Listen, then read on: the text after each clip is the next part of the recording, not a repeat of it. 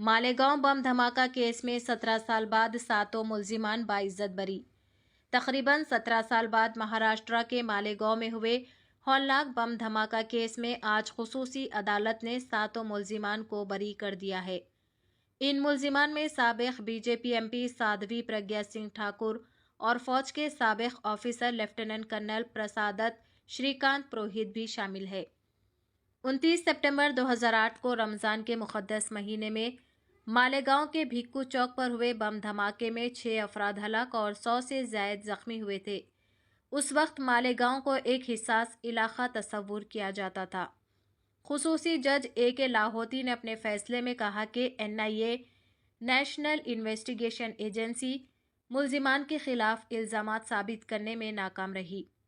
अदालत ने कहा कि बम धमाका ज़रूर हुआ, लेकिन इस बात का कोई सबूत नहीं है कि बम साध्वी प्रज्ञा की मोटरसाइकिल में इंस्टॉल किया गया था। मोटरसाइकिल का इंजन नंबर वाज़ेह नहीं था और चेसिस नंबर मिटा दिया गया था। अदालत ने कहा कि दहशतगर्दी का कोई मजहब नहीं होता, लेकिन सिर्फ शक को शुबे की बुनियाद पर सज़ा नहीं दी जा सकती।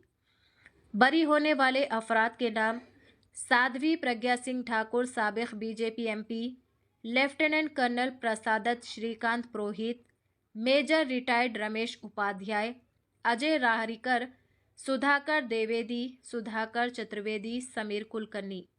तमाम मुल्जिमान पर UAPA और IPC की दफ़ात के तहत साजिश, कत्ल की कोशिश, फ़िरक़ेवाराना दुश्मनी फैलाने और जिस्मानी नुकसान पहुँचाने जैसे इल्ज़ामात आयद किए गए थे। सभी मुल्जिमान ज़मानत पर थे।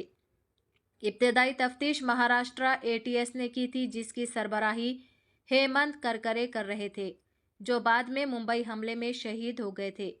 अदालत ने कहा कि पुरोहित के घर से RDX रखने का कोई सबूत नहीं मिला और न ही ये साबित हो सका कि बम उन्होंने तैयार किया था। उसी तरह प्रज्ञा ठाकुर की मोटरसाइकिल होने के भी कोई ठोस शवाहिद पेश नहीं किए जा सके। अदालत ने यह भी कहा कि कई मेडिकल रिपोर्ट्स और दस्तावेजात में बेज़ाब्तगियां पाई गई, जो बाज़ औक़ात छेड़छाड़ का इशारा देती है।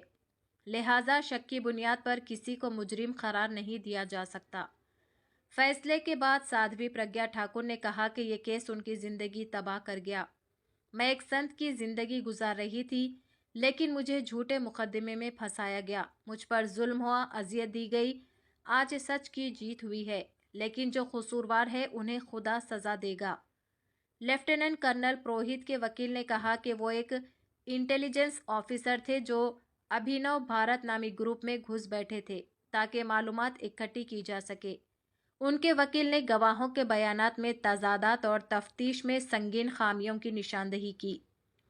17 साल बाद मालेगांव बम धमाके के केस में अदालत का फैसला आया, जो इंसाफ के निज़ाम और तफ्तीशी एजेंसियों की कारकर्दगी पर कई सवालात छोड़ गया है। अदालत ने साफ कहा कि महज अंदाज़ों पर सज़ा नहीं दी जा सकती और शक का फ़ायदा मुल्जिमान को दिया गया। चैनल को लाइक करें, शेयर करें और फॉलो ज़रूर कर लें।